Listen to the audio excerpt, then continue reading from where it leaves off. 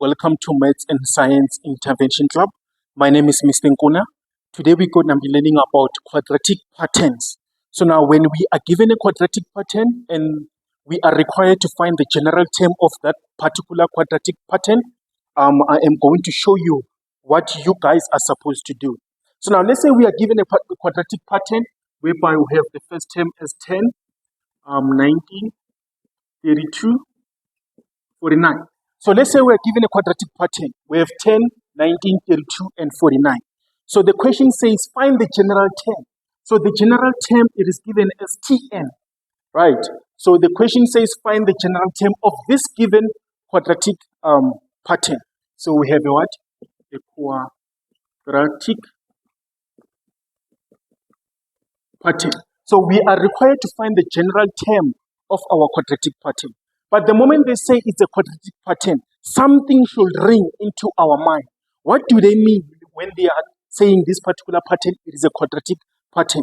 So now for me to find my quadratic pattern, I know that the general formula for a quadratic pattern it is given as Tn, it is equals to an squared plus bn plus c. It means I should look for the value of a. I should also look for the value of b. And it means I should also look for the value of c. But then the first thing that I'll do, I am going to look for the difference between two consecutive terms. The difference between two consecutive terms, the difference between two consecutive terms, the difference between two consecutive terms. So how do I find the difference between two consecutive terms? I say T2 minus T1. I say T3 minus T2. I also say T4 minus T3. That is how I find the difference between two consecutive terms. So now I'm going to say 19 minus 10, which is going to give me 9. I'm going to say 32 minus 19, which is going to give me 13. I'm going to say 49 minus 32, which is going to give me 17. But then this particular thing that I was doing here, it is called first difference.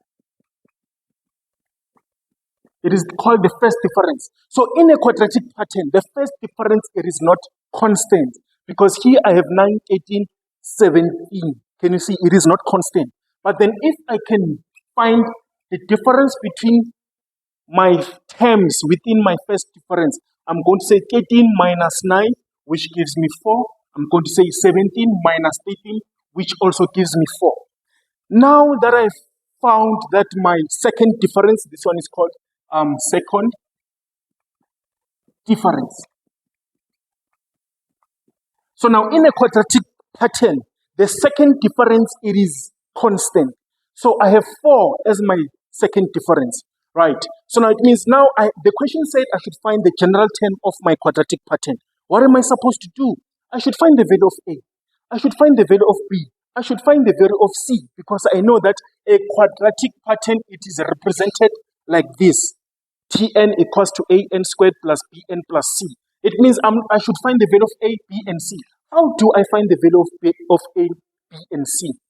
I am going to look for these numbers here. These numbers here, they are the ones that are going to be very useful when I'm looking for the value of A, B, and C, right? So this particular second difference, it is useful when I'm looking for the value of A.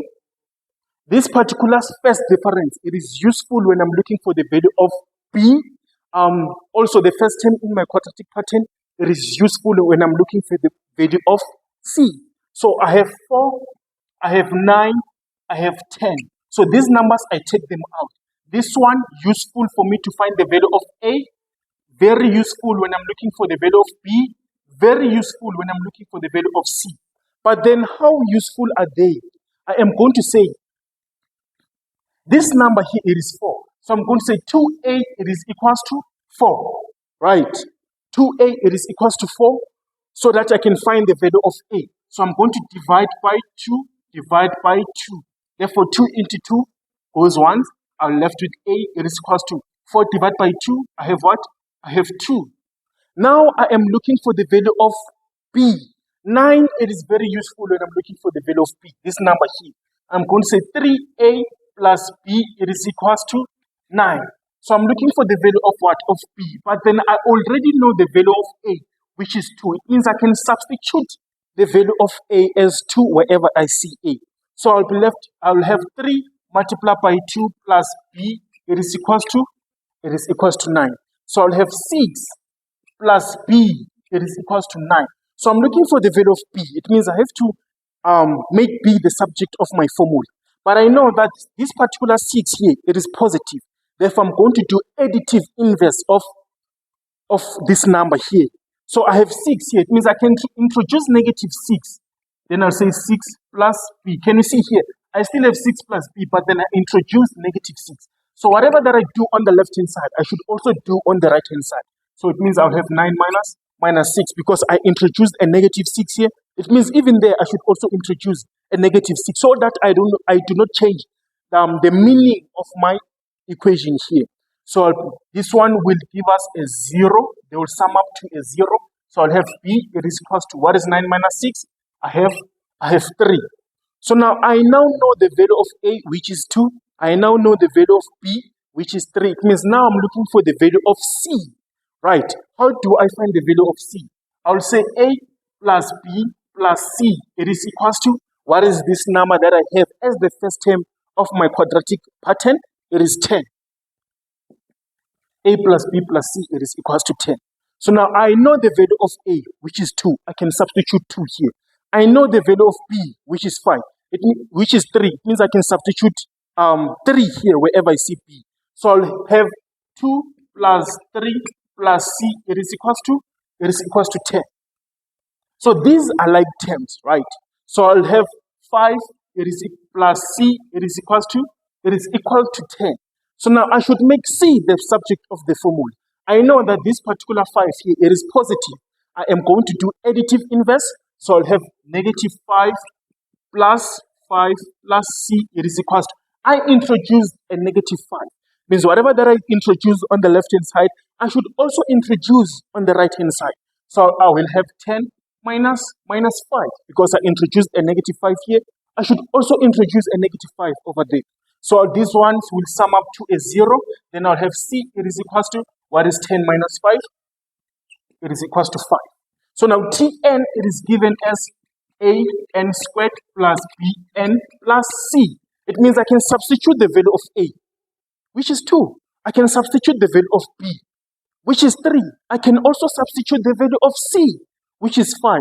Therefore, the general term for my sequence is, it is going to be 2n squared plus 3n plus 5. So now I have my general pattern, my general equation for this particular quadratic pattern. It means I can find the 5th term, 6th term, and also the 100th term. So if I'm looking for the 5th term, it means wherever I see n, I'm going to substitute 5. Wherever I see n, I'm going to substitute 5, which is going to give me the next number after 49. So now when I'm looking for the 100th term, T100, it means I have to say 2. Wherever I see n, I substitute 5. 100. So I have 100 squared plus 300 plus 5. Can you please continue to find the 100th term in our quadratic pattern? So that is how we do it, guys. The first thing that you do, you find your first difference, which is not constant. You find the second difference, which is going to be constant in our quadratic pattern. But then the second difference, it is useful when I'm looking for the value of a. The first difference, it is useful when I'm looking for the value of b. And the first term on my quadratic pattern, it is useful when I'm looking for the value of c. But then how do I find that? For me to find the value of a, I will say 2a, it is equals to the second difference. For me to find the value of b, I'm going to say 3a plus b, it is equals to the first difference. And when I'm looking for the value of c, I'll say a plus b plus c, it is equals to the first term in our quadratic pattern. Thank you so much. That is how we do quadratic pattern and how to find the general term. Thank you.